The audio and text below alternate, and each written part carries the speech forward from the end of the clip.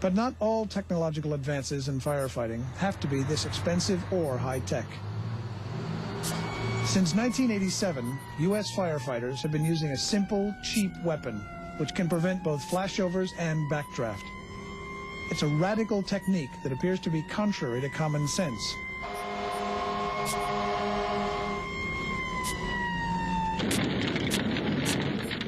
These North Carolina firefighters have been called to a domestic fire. It's a wooden house, and the fire's building rapidly. As the hoses are laid out, two of the crew remove a large fan from the emergency truck and move it into position in front of the door.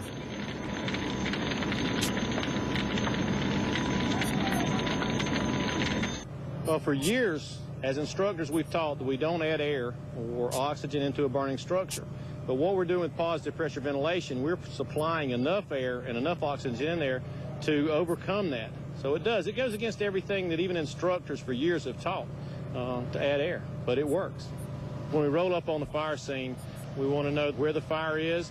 We want to know the ventilation opening. We want to know the ventilation exit port. And once everything's in place, we're going to ventilate the building, crank the blower up, and take our hose lines in and put the fire out.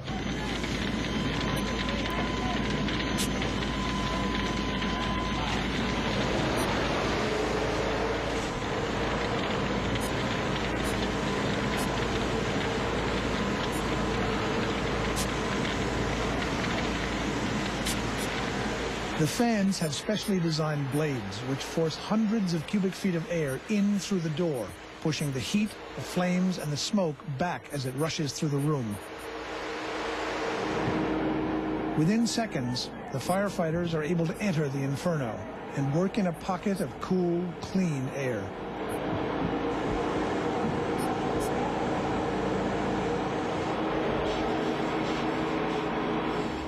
Positive pressure requires quite a bit of training. It's not something that we can just buy and put on the truck and say, we watched a video and now let's go use it. There is a lot of training into it. We have to remember that it is a ventilation tool, so we need to be using it for ventilation. One of the things that's happened in the United States is that people have seen videos and read a couple of articles and go to use it. And if positive pressure ventilation turns out wrong, it's because generally they used it wrong.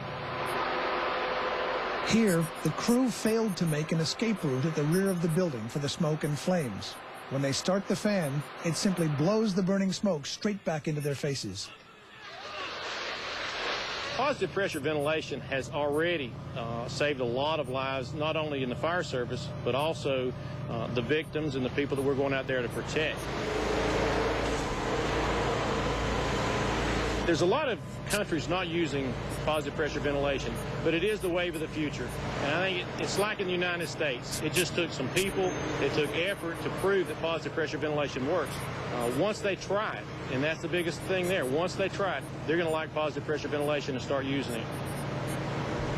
Flashover is something that happens quite frequently because of the houses or the new houses today, the new construction, the type of material that we're using, the windows, the doors, the insulation.